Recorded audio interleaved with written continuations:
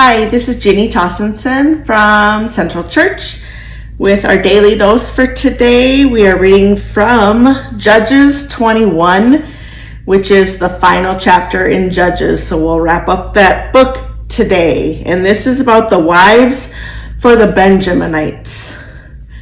The Israelites had made a pledge to Mizpah, declaring, "None of us will allow his daughter to marry a Benjamite." But the people came to Bethel and sat there until evening before God, raising their voices and crying bitterly. "Lord, God of Israel," they said, "why is this happening among us that as of today one tribe will be missing from Israel?"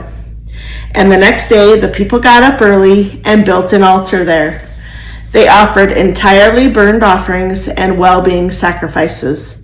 Then the Israelites asked, "Were there any out of all the tribes of Israel who didn't march up to the assembly before the Lord?" Indeed, they had made a solemn pledge to anyone who didn't march up before the Lord at Mizpah, who would be put to death. The Israelites had a change of heart concerning their relatives, the Benjaminites. They said, "Today one tribe has been cut off from Israel. What can we do to provide wives for the ones who are left, since we ourselves have made a pledge before the Lord not to allow our daughters to marry them?" So they asked, "Is there anyone from the tribes of Israel who didn't march up before the Lord at Mizpah?" There was. No one from Jabez Gilead had come to the assembly at the camp. When the people's attendance was taken, not one of those who lived in Jabesh Gilead had been there. The community dispatched 12,000 warriors there with these orders: "Go kill all the people in Jabesh Gilead, including women and children. Here's what you should do. Exterminate every man and every woman who has slept with a man." Among the people of Jabesh Gilead, they found 400 young women who had not known a man intimately or slept with one, and they brought them to the camp at Shiloh in the land of Canaan. The whole community then sent word to the Benjaminites who were at the rock of Rimmon and offered them a truce. So the Benjaminites returned at that time, and they gave the women from Jabesh Gilead that they had allowed to live. Even so, there weren't enough for them.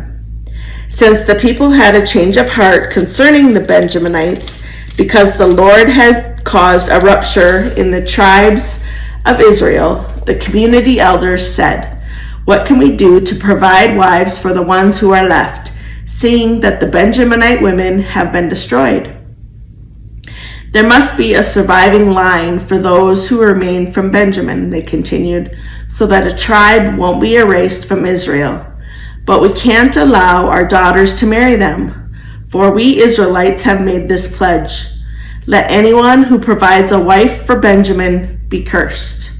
However, they said, the annual festival of the Lord is underway in Shiloh, which is north of Bethel, east of the main road that goes up from Bethel to Shechem, and south of Lebanah.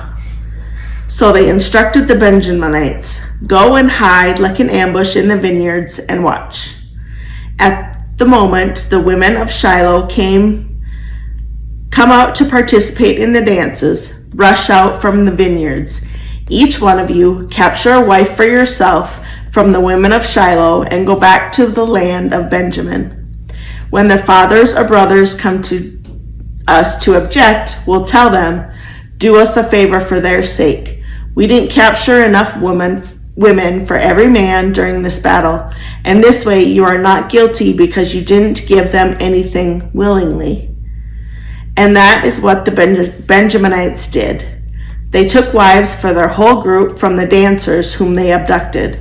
They returned to their territory, rebuilt the cities, and lived in them. Likewise, the Israelites set out from there at that time, heading home to their respective tribes and clans. They all left there for their own territories. In those days, there was no king in Israel. Each person did what they thought to be right. This is the end of Judges 21 and the conclusion of the complete book of Judges.